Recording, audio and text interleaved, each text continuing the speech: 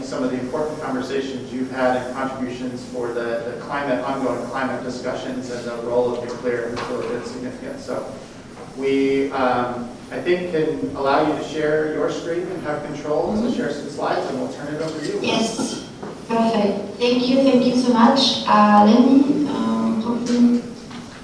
hopefully you can see my screen, and hopefully let me actually. Yes, we can see it. But can you see the actual presentation? I mean, in presenter mode? Yes. Yes. Okay, very good. So, yes, let me, I have a few slides, try to fill some perspective. So I wanted to talk to you about all the things that I've seen since I've been here. I've been here for a little bit more than a year. And frankly, the world is changing very quickly. So let me just walk you through what I see, and then I will be quite happy to have a conversation if there's time. So first of all, I don't know if many of you know about the World Nuclear Association. So we are an international association that represents the global nuclear industry. We have over 180 members in 45 countries in all continents. And also, and I think this is the important part, we truly represent the entire ecosystem of the global nuclear industry. So we have the front end of the fuel cycle with, uranium mining and enrichment and conversion, fuel fabrication. Of course, we have many utilities and fuel and reactor designers in our team. We also have the back end of the nuclear fuel cycle with waste management, used fuel management, decommissioning, and then other things that normally people don't think about when they are thinking about nuclear, but things such as like transport, like nuclear law, like insurance, like finance. So many of those companies are also part of our membership. We do, a lot of the things that we do are probably very visible, and you know them, but some of them maybe are not so visible. So for example, I don't know if you are familiar with World Nuclear News, which is a free daily news service on everything and anything related to the nuclear sector. So if you are not familiar with it, I recommend that you take a look because it's very useful. We also are the organizers of the World Nuclear University. Essentially, we do leadership development for the global nuclear industry. And then we also have the Harmony program, which is essentially a way that we have to instill a little bit of thought leadership in the global energy debate. In addition to that, we work in the technical aspects of the nuclear industry. So in that sense, we provide a lot of strong authoritative information, and most of our publications are free, so I strongly recommend you that you take a look, because there may be something that is useful for your work or for what you are doing. Like for example, I want to highlight, for example, the nuclear fuel cycle fuel report, which is produced every 2 years, and is one of the flagship reports when it comes to the uranium supplies and fuel enrichment, fabrication, conversion around the world. So many governments and many companies make decisions based, strong and important decisions based on this nuclear fuel report. Also, I want to highlight for all of you at the World Nuclear University, we have the Summer Institute, which is a 5-week program to basically develop the leaders of tomorrow in the global nuclear industry. So obviously for the last couple of years we were not able to hold this program because, as I say, it is just not possible to have the interactions that you need to have remotely in a virtual setting for this program. We have organized different programs virtually, but this one we had to wait until we were able to do it in person. So right now it is possible, and we are going to do it in Spain this summer. So once again, if you have in your organizations future leaders that you think that need they really need to be groomed a little bit to truly take the organization beyond, in the next few years. Perhaps you may consider engaging them in the World Nuclear University Summer Institute. So that was the advertising part of my talk. And now I want to actually tell you about the global perspectives of nuclear and energy in general. So I always like to start the presentation by putting things in perspective, because for some reason some of these things are not incredibly obvious to everybody. So I think you hear this in the news, but I don't know that we put this in perspective. I mean, the climate change challenge that we are facing is enormous and incredibly urgent. And in my mind, there is in these three simple figures, you can see the facts that are quite staggering. Number one, if you look at the share of fossil generation that we had at the beginning of the 21st century, which was about 63%, is exactly the same share that we have today. So 21 years later, despite all these promises and net zero commitments, and despite all the enormous investments that we are doing in renewables, the fact of the matter is we have not moved an inch. We are exactly where we were, and this is just for electricity, but it's actually worse for other sectors. So that gives you a big perspective. But the thing, though, that is even more important is that typically when we are talking about decarbonization, most of the conversations that we have are within, the Western European countries, the North American countries, where we are struggling to decarbonize. But the reality is that there is 1 trillion people in the world that today have no access to electricity. And okay, maybe or they have what they call basic access to electricity. And basic access is one light bulb and a phone charger. That is what we call access to electricity. Clearly, that doesn't allow the kind of socio-economic development that we have, that you have, that we expect our children or grandchildren to have. So this means that for all these, for that 1 trillion people around the world, the focus is really not on decarbonizing. I mean, climate change is an important problem, but for them, it's not the end of the world, it's the end of the month, the type of challenges that they are looking at. So this means that we are going to have an enormous increase in overall energy demand in the time to come. So the good news here is that nuclear, it is a very essential tool for both electricity in developed countries and less developed nations. But also, I don't know what happened in my slide. But anyway, but also there is another thing that is very important, and it's the fact that there are many other sectors that also need to be decarbonized. And it's not just electricity. We are talking transportation. We are talking hydrogen production. We are talking the heating and cooling for buildings. We are talking shipping. We are talking industrial processes. We are talking freshwater production. So the good news is nuclear energy can actually produce many of those things, because it's the only energy source that can produce electricity and heat with no carbon emissions. So let's look at the situation right now. So today, nuclear energy is the second largest source of low carbon electricity in the world, and actually it is the first one in developed nations. And obviously, at a global level, hydroelectricity is the largest source of low carbon electricity. And wind and solar are far behind. So this is good. It's good to know that nuclear energy is currently contributing quite a bit to decarbonization. However, if you look at this slide that I have here, you see that the contribution of nuclear is quite flat at a global level.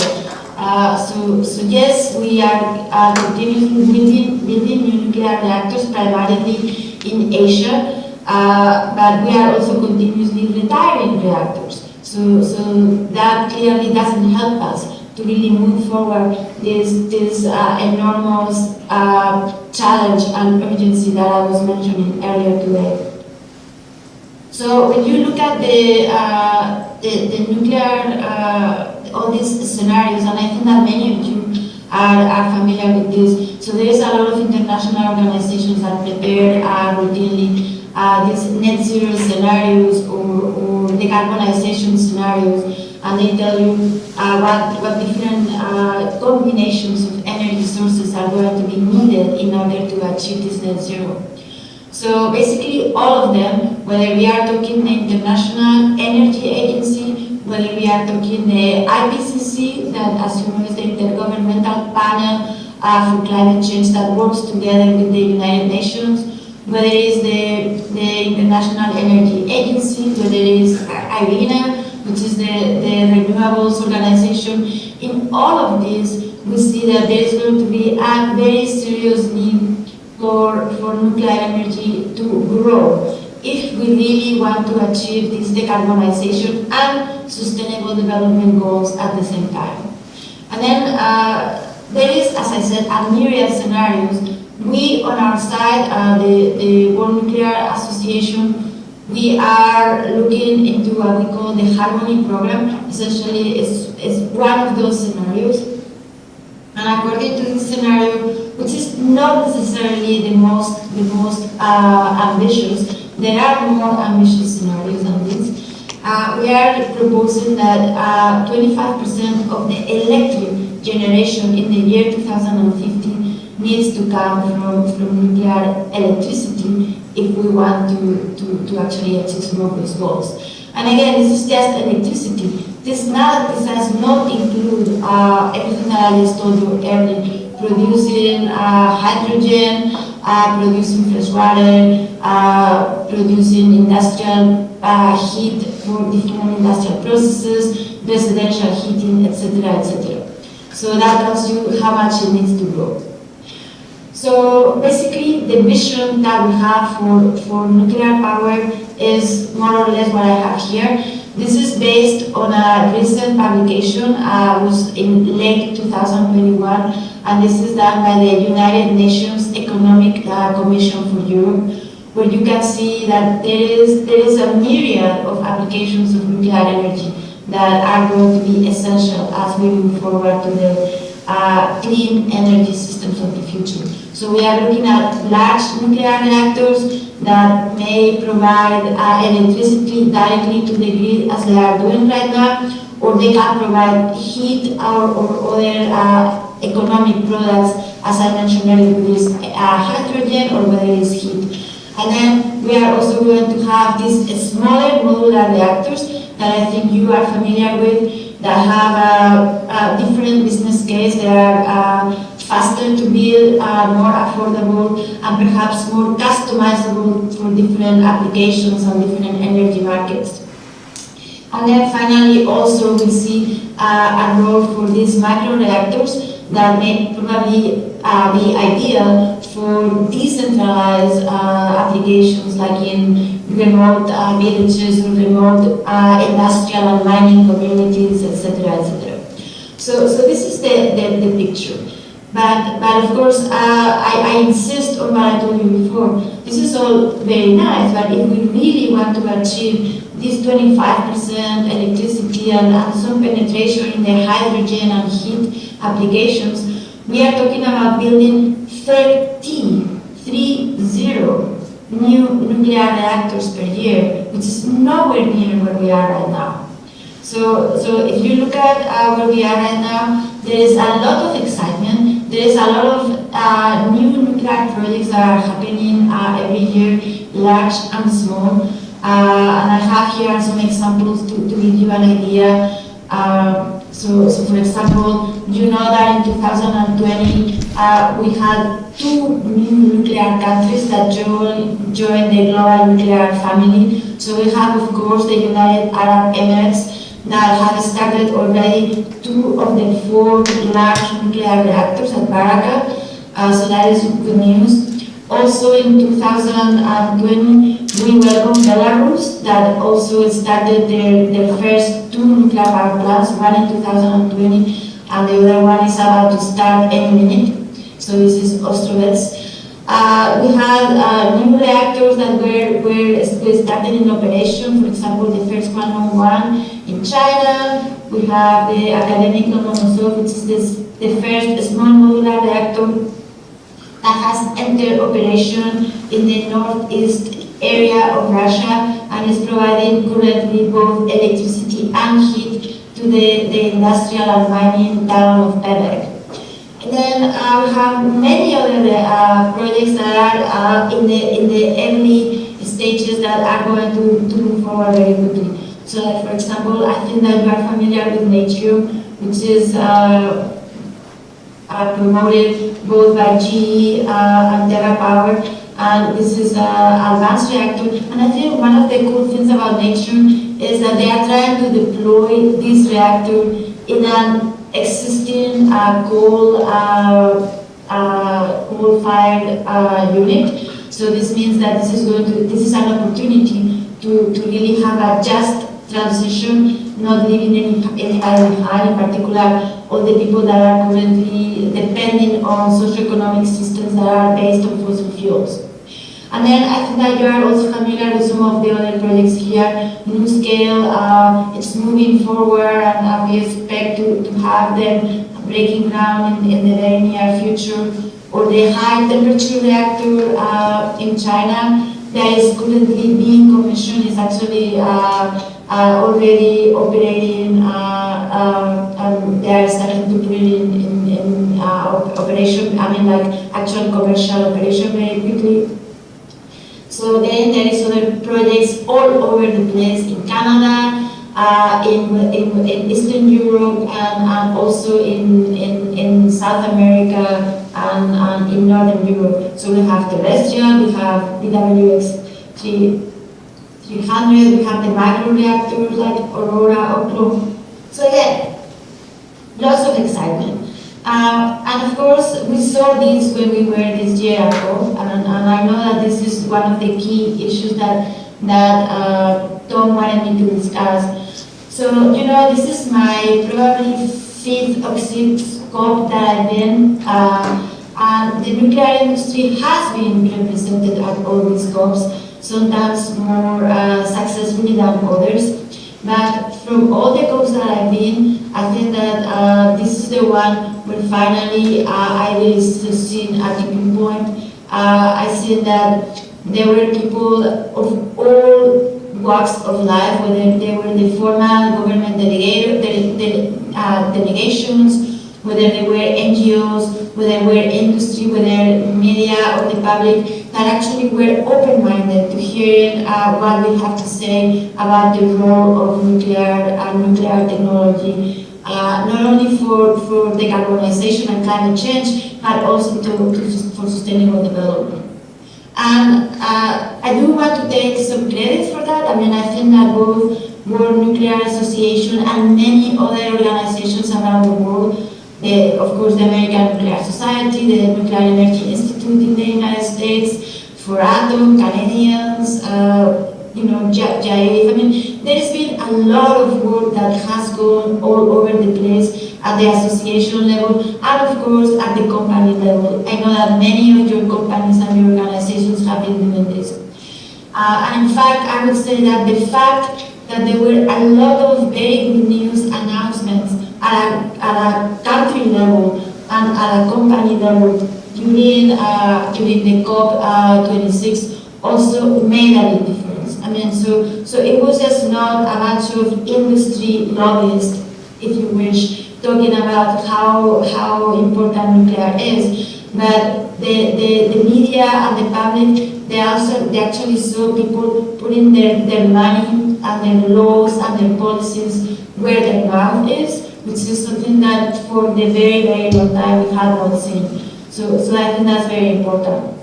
And I am not going to really walk you through all these different pieces of news, but the long story short is like right now, if you look, for example, at Europe, Germany and Belgium are now a solid minority. I mean, it used to be that the perception was that Europe was leaving nuclear, when in fact right now it's absolutely not. I mean, it may be true that Germany will close all their nuclear power plants next year, but Belgium is already saying that it's not possible for them to shut down all their nuclear power plants ever. Certainly not in the time frame that they have planned. Spain is revisiting this, and then we have countries like the Netherlands, like France, like the UK, like Finland, like every single Eastern European country that are saying very strongly and with a lot of work that is being done behind the walls, work and policies and finance, and they are saying how important nuclear energy is going to be for them. So essentially, what we are seeing from our side is two things. Number one, lifetime extensions continue to be very important. I think that many countries, and you are seeing this already in the US, how the importance of the existing fleet cannot be disregarded. All economic analysis, even in countries, in the states, in the United States, show that the existing nuclear fleet is the most cost-effective way to add low-cost generation to any energy mix. Of course, this needs to be done in a way that you really take into account the true value of these units. Of course, if you have all these off-market arrangements, then things may be a little bit different. But all the current analysis show that. So this is happening everywhere in the world. And again, at a point in time where many countries not only have to deal with an energy crisis, which you have seen in Europe for sure, but also we are dealing with the economic recovery after the COVID pandemic. These jobs in refurbishing and providing lifetime extensions for existing units are an absolutely no-brainer for economic recovery. And then we are also seeing a lot of new nuclear projects. So, like for example, the first thing that is very important is lots of analysis show how the economic and socio-economic multiplier of new nuclear investment is much bigger than for any other green technologies. So once again, as countries are looking into making the most of their investments, particularly post-COVID recovery investments, nuclear energy can be a very important multiplier. This is why we are seeing a lot of new nuclear projects. So you see that currently there is 40-some, actually 50 nuclear projects under construction all over the world. But again, this is not enough. I told you that as good as this is right now, in order to really meet the goals that we have set for ourselves, we really need to go into 30 new units per year. So now let me just maybe tell you one last thing that I think is super important. Is the area of financing. Hopefully no, I know you all are quite keen into the global finance scheme. You know how sustainable financing is becoming incredibly important, and everybody, we all as investors, are doing our best to make sure that our money does good. We want to make sure that our money is being used in environmental, social, and governance positive ways. So it is very important to make sure that nuclear energy is recognized as sustainable by all these different financing schemes. And so the good news, there is mixed news on this right now. So this is part of the work that we are doing at World Nuclear Association. We are tracking, we are following, we are engaging with all these global international efforts that are taking place in order to create these classifications of what is sustainable and what isn't. And as I mentioned, I mean, I'm not going to read this to you. You will get the slides so you can actually look at all this in more detail. But currently, we have a very mixed role. And I think that you probably heard that it was 2 weeks ago that finally we had the very good news that the nuclear has been adopted as included in the EU taxonomy. We still have a couple of steps in order for this EU taxonomy to be adopted by the Parliament, by the European Parliament, and by the European Council. That at least it has been adopted by the College of Commissioners. So that is a good first step. So okay, I want to say that it is a huge win for the global nuclear community to have nuclear in this EU taxonomy. But I also want to tell you that it's going to be very difficult. I mean, if you start looking at the fine print in this document, in this law, there is a lot of requirements. There is a lot of absolutely disingenuous requirements that have been expected from nuclear energy. And it's going to be very difficult for many nuclear projects to qualify as eligible for this sustainable finance from the European Union. And I can, if there is questions about this, I can go in detail because we've been working very closely with Foratom in this, and we are intimately familiar with this. And then finally, I will tell you that besides the European taxonomy, there is a lot of other initiatives that are taking place in many other at the regional level, at the national level, and at the UN level. So, and these are very diverse, and the idea here is to mobilize all the money that is needed to really achieve these climate goals that we have put together.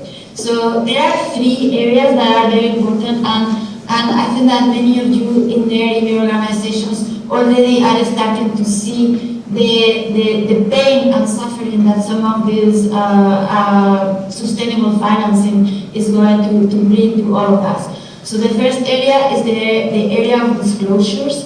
This means that all of us are going to start, I mean, as we seek financing, or maybe when our companies are part of some financing mechanisms, mutual funds or some other investment mechanisms, we are going to have to disclose whether or not we are sustainable or not. And of course, this is all going to depend on how sustainability is defined. So this is quite tricky. And then there is the issue of risk management. Essentially, what I told you at the very beginning, there is all these different scenarios in which governments and organizations need to prove how they are prepared to deal with the consequences of climate change, how they are supposed to mitigate those consequences, or how they are supposed to actually manage them. So that's very important, and nuclear will have to do that. And then the third important thing, super important, is how to mobilize the huge, enormous amounts of capital that we need to actually achieve what we need. So I'm not going to read you this. I'll leave this for you to take a look. There is many key global initiatives that we are following, and the role of nuclear in many of these is going to be essential for us to actually be considered sustainable and actually be able to play a role in these sustainability goals. So let me just finish, because I think that we are getting to the end of the time that I was given. So I want to maybe highlight a few. So I think that there is right now a window of opportunity for nuclear energy to deliver on our promises. So our organization, the World Nuclear Association, and many of you, also the American Nuclear Society, NEI, many of your individual companies, we've been telling the world that they need to, that nuclear is a key part of the picture, that nuclear is going to be essential if we are serious about decarbonizing. But now, there is the urgent need for us to actually deliver. So we truly, as a sector, need to get our act together, because frankly, in the Western world and North America, our last projects have not really been a stellar example of how to do things. So we really need to make the most of our lessons learned from these projects, make the most from the infrastructure, know-how, supply chain and capacity that we have rebuilt as a consequence of putting together these projects. And we really need to hit the ground running for the very long next series of projects that we really need to deliver in order to really show how nuclear is going to be part of the picture. Because frankly, I mean, we only have 20 years to do this. I mean, 2050 is around the corner. So we cannot say that nuclear energy is going to be start being deployed in 2045 or 2050, because by then it may be too late. We really need to start deploying these projects right now. And then, of course, this is us within the industry. As I said here, there is a lot of work that we need to do. But once again, the nuclear industry cannot do it by itself. We really need government support. And when I say government support, I don't mean government money. I mean, in some cases, it may be that the support can be translated in financial support or access to affordable financing or things like that. But more than anything, governments need to put in place long-term energy visions. They need to instill confidence both in the nuclear industry, but also in the public and in the financial community, in order to incentivize investment, to incentivize this long-term planning that all industries need in order to really invest in the future. So clearly, no industry is going to throw the house through the window for one project. However, if you know that you have 10, 15, 20, 30, whatever many projects coming up in the next few years, then you can brace yourself and invest and put together the infrastructure and the frameworks that are going to help you there. And then another thing that I would say, the importance of realigning our licensing and regulatory frameworks. We need to make sure that nuclear projects are not a never-ending series of first of a kind, that each one of them need to go through the licensing the licensing process almost from scratch. We really need to accelerate and streamline that process.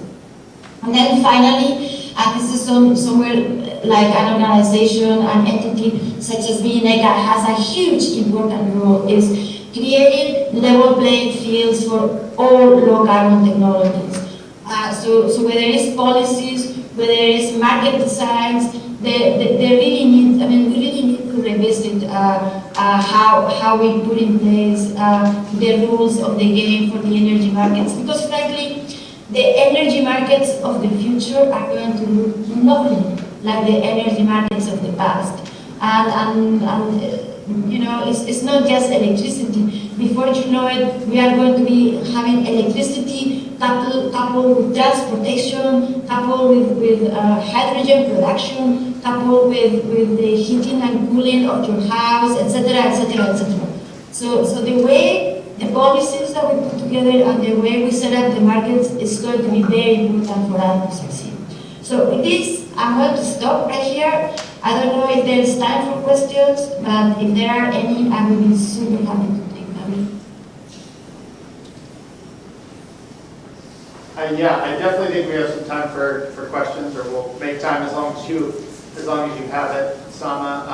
I have one, but I'll open it up to our group. Is there anyone who has a question for Sama? That was really great. Thank you very much. All right, well, I'll kick it off. So I think you so eloquently laid out the challenge, but also I think you laid out what is, I think, a very exciting opportunity, because there's alignment of support across governments with industry, and there's real potential here to build on the momentum that's already there. But 30 reactors a year, license extension of existing reactors, it's a big challenge. It's a heavy lift. What do you see as the biggest obstacle or challenge to achieving that? Yeah, no, I agree. I mean, so when I was doing this talk, I mean, I hope you take it as an opportunity. I mean, so we can do it. And yes, 30 reactors a year is a huge challenge, but it's been done before. I mean, in France, in Sweden, they did build more than 30 reactors. I mean, they completely built their program in 10, 15 years. I mean, and if you look at between the 70s and 80s, we went from 20 gigawatts of nuclear to 320 gigawatts of nuclear. So we've done it before. And remember, at that time we were learning. Now we know how to do this. So I think it's absolutely doable. So I see maybe 2+1 challenges. And one of them, in my mind, is the challenge of the streamlining of the licensing and regulation. And I think that we really need to get that right. Obviously, we cannot lower our standards. I mean, clearly, we all know that safety, security, and the protection of public and the environment is very important. But we know how to do this. Clearly, we have a lot of experience, so we really need to make sure that we don't restart the licensing process in every country for every unit. And in that sense, I think that's very important. The other thing that is going to be a challenge at the very beginning is the financing. Nuclear power projects are capital intensive, as all low carbon infrastructure is intensive. However, as you know, the perceived risk of nuclear projects is bigger, which means that we are going to have access to not so good or not so affordable financing. And as I just showed you in one of my last slides, for nuclear projects currently, 70% of the levelized cost of electricity is due to the cost of financing.